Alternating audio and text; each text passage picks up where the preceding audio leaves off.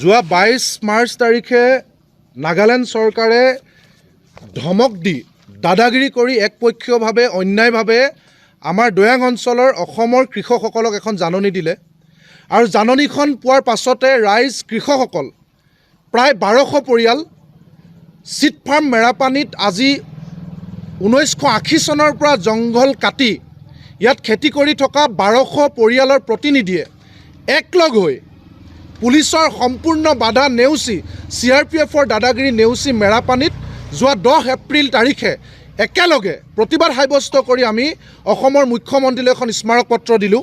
আপোনালোকে চাওক, এইখন আমি স্মাৰক পত্ৰ অসমৰ মুখ্যমন্ত্ৰী ডাঙৰীয়ালৈ দিছোঁ 10 এপ্ৰিল তাৰিখে কৃষকসকলে, আৰু ইয়াত সকলো বিষয় ইয়াত লিখা হৈছে আৰু এটা কপি আমি CRPFৰ কামাণ্ডাৰ আৰু সীমান্ত উন্নয়ন দপ্তৰৰ মন্ত্ৰী সীমান্ত দণ্ডাধীশ অৰ্থাৎ বৰ্ডাৰ মেজিষ্ট্ৰেট জিলায়ুক্ত গোলাঘাট স্থানীয় বিধায়িকা আৰু কৃষিমন্ত্ৰী সকলোলৈকে এখন মেমৰেণ্ডাম আমি দিছোঁ।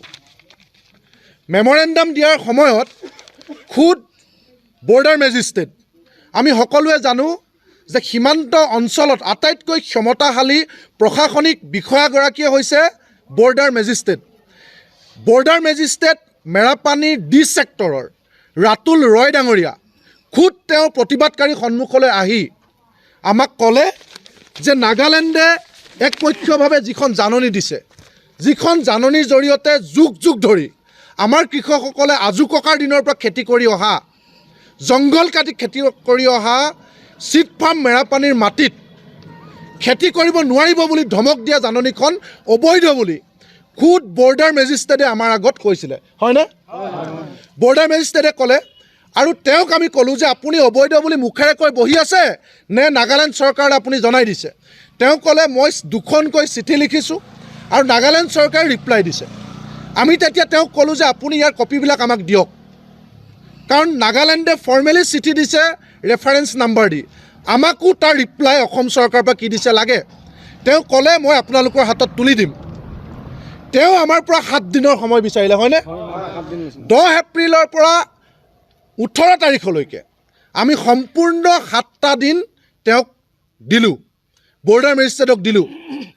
আৰু যেতিয়া যোৱাকালি 7টা দিন উকলি গ'ল, 8 নম্বৰ দিনত সোমালে, তেতিয়া বৰ্ডাৰ মেজিষ্ট্ৰেট ৰাতুল ৰয় ডাঙৰীয়াক আমি ফোন কৰিছোঁ, তেওঁ আমাৰ ফোন ৰিচিভ নকৰে।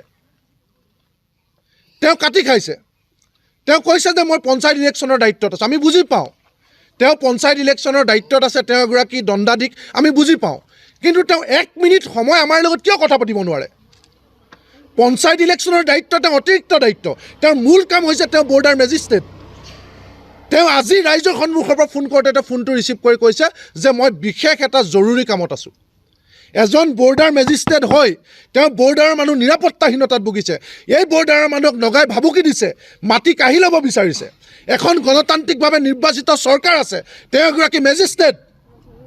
তেওঁৰ দায়িত্ব আছে যে এই অঞ্চলৰ মানুহৰ জীৱন আৰু সম্পত্তি নিৰাপত্তা দিয়া, এই অঞ্চলৰ মানুহৰ জীৱনৰ নিৰাপত্তা দিয়া, আমাৰ যাতে সম্পত্তি কোনো লোকচান নহয়, তাৰ দায়িত্ব তেওঁ আছিলে। তাৰপিছত তেওঁ এতিয়া কাটি খাইছে কিয়? কাৰ নিৰ্দেশত তেওঁ কাটি খাইছে? ৰাতুল ৰয় ডাঙৰীয়াই উত্তৰ দিব লাগিব। তেওঁ এতিয়া ফোন ৰিচিভ নকৰে। আমি 7 দিন সময় দিয়াৰ ভিতৰত এটা ভয়ানক ঘটনা আকৌ সংঘটিত হৈছে। আমি 10 এপ্ৰিলৰ পৰা 18 এপ্ৰিললৈকে 7 দিনৰ সময়সীমা দিলোঁ। ইয়াৰ ভিতৰত 16 তাৰিখে 16 এপ্ৰিলৰ দিনা যি সময়ত অসমৰ মানুহ বিহু, বড়ো মানুহ বৈশাখ আৰু অসমৰ মানুহ ৰঙালী বিহুত ব্যস্ত হৈ আছে, সমগ্ৰ মানুহ ব্যস্ত হৈ থকাৰ সময়ত যি CRPFে আমি চিট ফাৰ্মলৈ গ'লে আমাক গতিয়াই উলিয়াই দিয়ে, যি প্ৰশাসনে সীমান্ত অঞ্চলত আমি গ'লে 2খন ৰাজ্যৰ মাজত সংঘাত হ'ব বুলি আমাক আঁতৰাই দিয়ে, সেই প্ৰশাসন সেই CRPFৰ নাকৰ তলেৰে নাগালেণ্ডৰ এজন বিধায়ক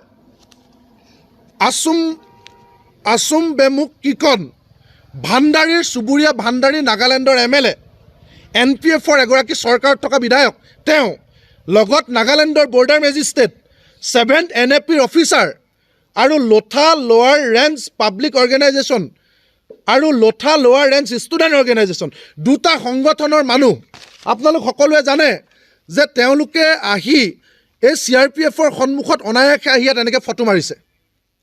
ফটো মাৰি ইয়াত মিটিং কৰিছে। আমি প্ৰশাসনক এটা কথা স্পষ্টকৈ জনাই দিওঁ, আমি ইচ্ছা কৰিলে তেওঁলোকক বাধা দিব পাৰিলোহেঁতেন, হয় নে নহয়? আমি এইকাৰণে বাধা দিয়া নাই যে আমি গণতান্ত্ৰিকভাৱে আমি শান্তি শৃংখলা বজাই ৰাখিব বিচাৰিছোঁ। খুদ বৰ্ডাৰ মেজিষ্ট্ৰেটে আহি কৈ থৈ গৈছে মোক 7 দিন সময় দিয়ে, মই সকলো মীমাংসা কৰিম। সেইকাৰণে 16 তাৰিখে আমি নাগালেণ্ডৰ দল অহাৰ বুলি গম পোৱাৰ পাছতো আমি মনে মনে আছোঁ, কাৰণ আমি সংঘাত বিচৰা নাই। তাৰপিছত ইয়াত মিটিং কৰি CRPFে আগবঢ়াই নিয়াৰ পাছত মিটিং কৰি তেওঁলোকে এটা ফটোৱা জাৰি কৰিছে। কি বুলি ফটোৱা জাৰি কৰিছে? তেওঁলোকে কৈছে যে 10 এপ্ৰিলত যিবিলাক কৃষক, যাৰ মাটি যাব, যিবিলাক কৃষকে মেৰাপানীত প্ৰতিবাদ কৰিছিলে, সেই প্ৰতিবাদকাৰীক তেওঁলোকে অনুপ্ৰৱেশকাৰী বুলি কৈছে। নাগালেণ্ডৰ মানুহে আহি অসমৰ মাটিত থিয় হৈ অসমৰ কৃষকক বাংলাদেশীৰ লগত তুলনা কৰিছে, অনুপ্ৰৱেশকাৰী বুলি কৈছে। তেওঁলোকে আহি কৈছে যে চিট ফাৰ্ম মেৰাপানীৰ নামত থকা 1300 একৰ অৰ্থাৎ 2000 বিঘা মাটি সম্পূৰ্ণ আৰু 100% নাগালেণ্ডৰহে অধিকাৰ আছে। তাত অসমৰ এজনো কৃষকে 1 ইঞ্চি মাটিও নিজৰ বুলি ক'ব নোৱাৰিব বুলি ভাবুকি দিছে। নাগালেণ্ডৰ কোনো যদু মধু সৰিয়া অখাই কোৱা নাই। নাগালেণ্ডৰ চৰকাৰত থকা খুদ বিধায়ক কিকনে আহি কৈছে, বৰ্ডাৰ মেজিষ্ট্ৰেট লৈ আহি কৈছে যে 1300 একৰ মাটি চিট ফাৰ্মৰ নামত থকা, যি মাটি আমাৰ কাজু ককাৰ দিনৰ মাটি, যি মাটিত আমাৰ মানুহে যুগ যুগ ধৰি খেতি কৰি আহিছে, সেই মাটি, যি মাটিক লৈ সুপ্ৰিম কোৰ্টত কেছ চলি আছে 1988 চনৰ পৰা, সেই মাটিত তেওঁলোকে প্ৰথমতে আমাক উঠি যাবৰ কাৰণে ভাবুকি দিলে, তাৰপিছত জেউৰা দিলে প্ৰশাসনৰ নাকৰ তলত, তাৰপিছত আহি ইয়াত মিটিং কৰি ভাবুকি দিছে যে ইয়াৰ 1 ইঞ্চি মাটিও তহঁতি নিজৰ বুলি ক'ব নোৱাৰিবি।